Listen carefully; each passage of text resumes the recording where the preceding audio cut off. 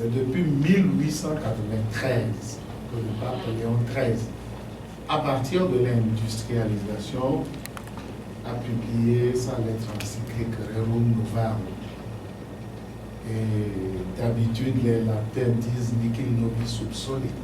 Il n'y a rien de nouveau sous le soleil togolais. Sauf que cette fois-ci, les évêques ont appelé un chat, et la commission anticorruption, quelque chose qui n'existe pas.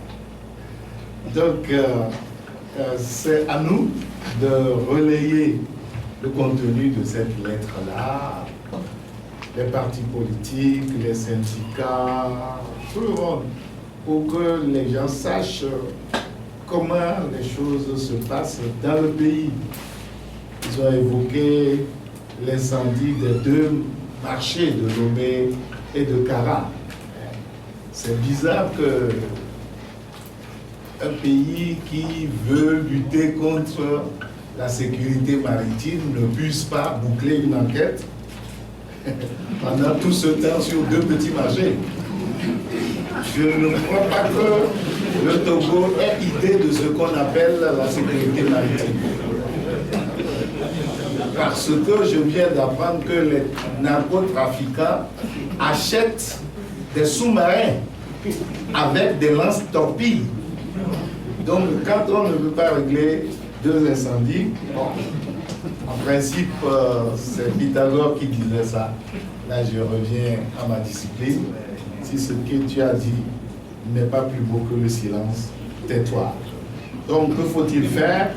Il faut lire, faire connaître, traduire dans toutes les langues possibles du pays pour que les gens ne croient pas que c'est le chapelet et l'eau bénite seulement qui fait la tâche des évêques.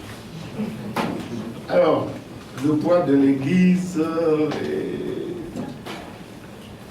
nous avons une radio et une télé, même si la télé n'est pas encore performante.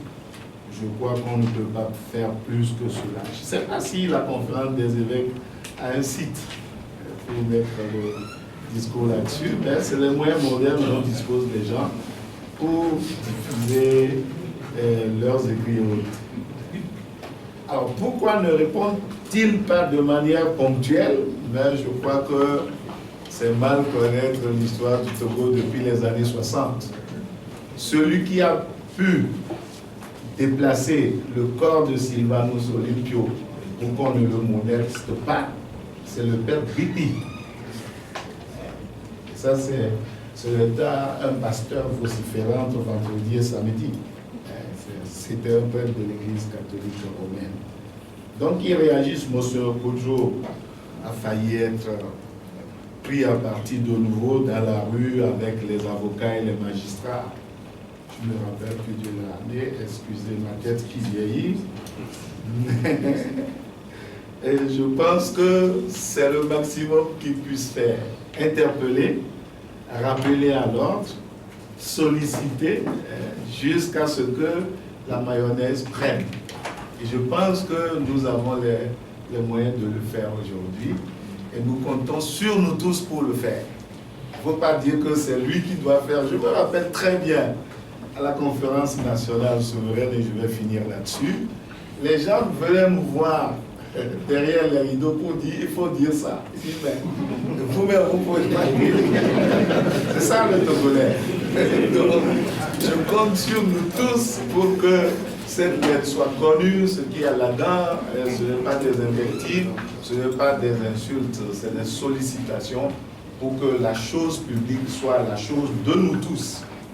Il ne faut pas qu'on compte sur autrui pour le faire, c'est nous tous, et je pense que ça ira mieux. Les émissions sur les radios, mais nous interpellons de temps en temps le H-Kroon, qui est un triumvirat en une seule personne. Au fur et à mesure que les mois avancent et que nous ne voyons rien d'effectif du H-Kroon, nous allons l'interpeller. Et nous lui proposons notre aide pour démêler certains aspects des dossiers. Parce que je ne pense pas que quelqu'un qu'on a renvoyé d'un bureau parce qu'il a porté un tricot jaune UFC, il faut un dédommagement pour qu'il retourne travailler là où il travaillait avant. Est-ce qu'il faut le dédommager? Nécessairement. Donc, si la dame tripartite nous invite, nous allons faire des suggestions dans ce genre-là. Ceux qui ont perdu leur travail juste à cause d'un tricot jaune, il faut qu'ils retournent travailler. La manière dont on va voir leurs arriérés, ça peut se faire jusqu'à la retraite. Et ça, on n'a pas besoin de local, de financement, de voyage d'experts. Non, non, ça, je crois que c'est du territoire politique.